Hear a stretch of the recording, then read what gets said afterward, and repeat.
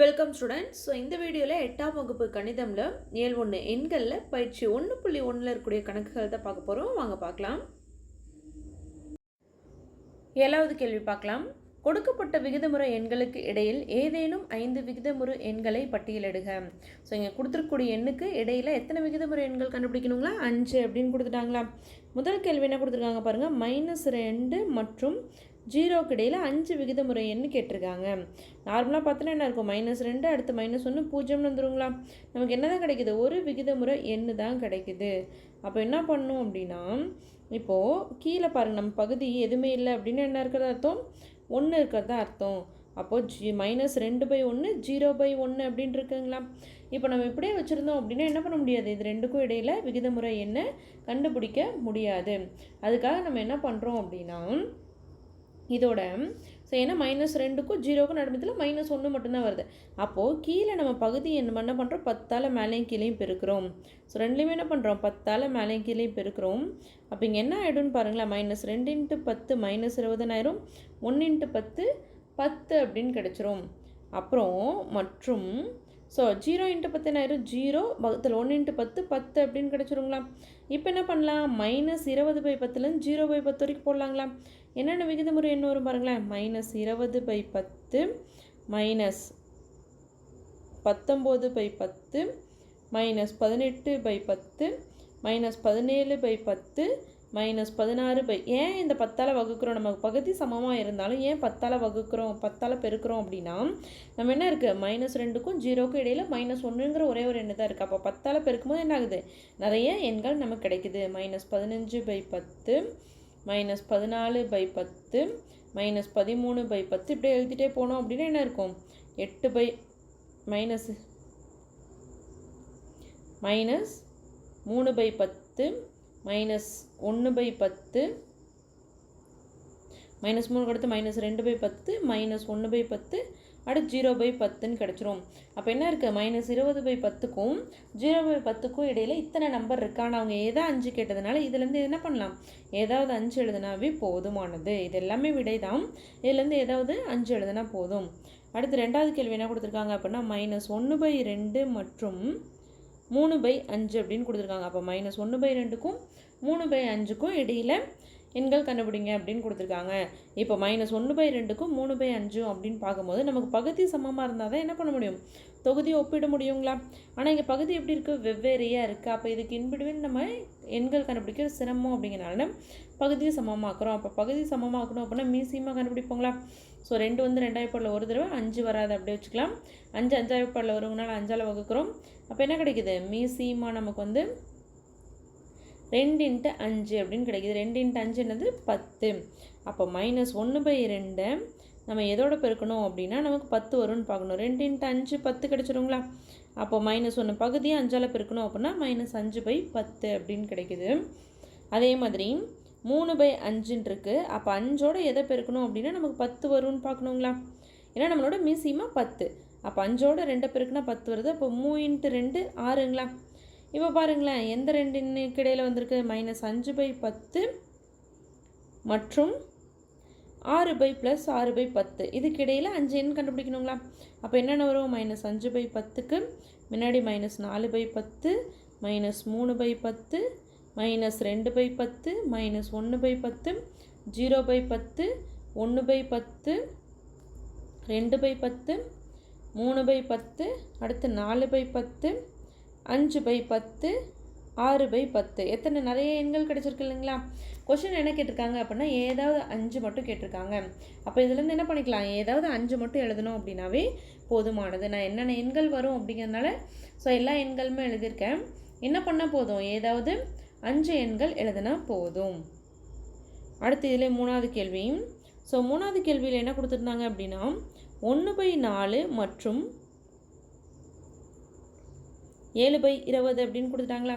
இங்கே எப்படி இல்லை? நமக்கு பகுதி சமமாக இல்லை. 1/4க்கும் 7/20க்கு எப்படி இல்லை? பகுதி சமமாக இல்லை. பகுதி சமமாக இருந்தால் தான் என்ன பண்ண முடியும்? இதுக்கு இடையில் இருக்கக்கூடிய விகிதமுறை எண்களை எழுத முடியும். அப்போ 4க்கும் 20க்கும் மீசியமாக எடுப்போங்களா? 2ஆவது பாடல 4 வந்து 2 தடவை, 20 வந்து 10 தடவை. மறுபடியும் 2ஆவது பாடல போடுறோம், 2 ஒரு தடவை, 10 5 தடவை. ஸோ இப்போ என்ன பண்ணுவோம்? 5ஆவது பாடல போடுவோம், 1, 1ன்னு வந்துடுங்களா? அப்போது மீசியமாக கண்டுபிடிக்கிறோம். மீசியம் என்ன கிடைக்குது 2 இன்ட்டு 2 இன்ட்டு 5. அப்போ 2 2 4 4 5 20 அப்படின்னு கிடச்சிருக்கு. அப்போ 1/4 4ஓட எதை பெருக்கணும் அப்படின்னா நமக்கு 20 வரும்னு பார்க்கணுங்களா. ஸோ 4 5 என்னது 20. அப்போ மேலே இருக்க 1ஓட என்ன பெருக்கணும் 5 பெருக்கிறோம். அப்போ 1 இன்ட்டு 5 5ன்னு வந்துடுங்களா. அடுத்து 7/20 20ஆகவே இருக்குது. அப்போ என்ன பண்ணுறோம் 20 இன்ட்டு 1 1ஆல் பெருக்கணும் அப்படின்னா நமக்கு அதே கிடைக்கும். அப்போ என்ன பண்ணுறோம் மேலே 7ஐயும் 1ஆல் பெருக்கிக்கிறோங்களா. அப்போ எது வரைக்கும் கிடச்சிருக்கு பாருங்களேன் 5/20.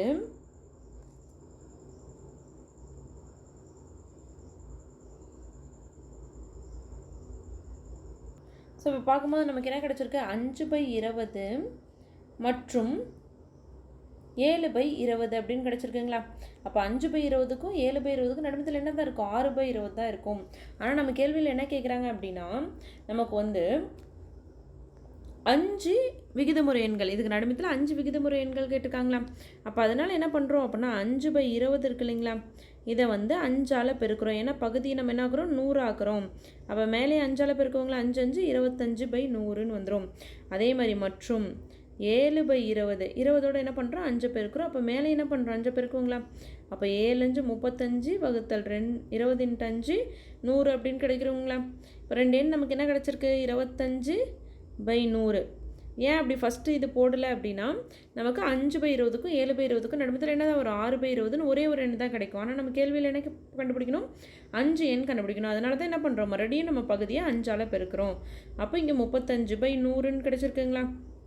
அப்போ 25/100 அடுத்து என்ன வரும் 26/100, அடுத்து 27/100, அடுத்து 28/100, 29/100, 30/100, 31/100, 32/100. இதுக்கிடையில் இருக்கக்கூடிய எண்கள் 33/100 இருக்கும்.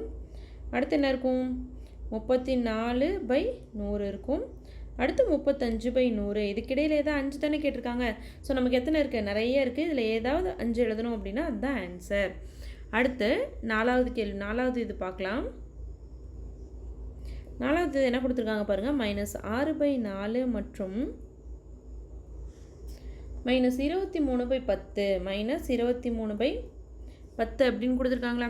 இப்போ என்ன இருக்குல்ல நமக்கு பகுதி சமமாக இல்லை. பகுதி சமமாக இருந்தால் தொகுதியில் அடுத்தடுத்த எண்கள் எழுதுவோங்களா. அப்போ பகுதியை சமப்படுத்தணும் அப்படின்னு என்ன பண்ணுவோம் மீசியமாக கண்டுபிடிப்போங்களா. ஸோ 2/4 2 தடவை 10 வந்து 5 தடவை மறுபடியும் 2/4 போடுறோம் 2 ஒரு தடவை 5 வராதுங்கனால அப்படியே வச்சுக்கிறோம். 5/4 5 ஒரு தடவை. அப்போது நமக்கு மீசியமாக என்ன கிடச்சிருக்கு 2 இன்ட்டு 2 இன்ட்டு 5ன்னு கிடச்சிருக்கு.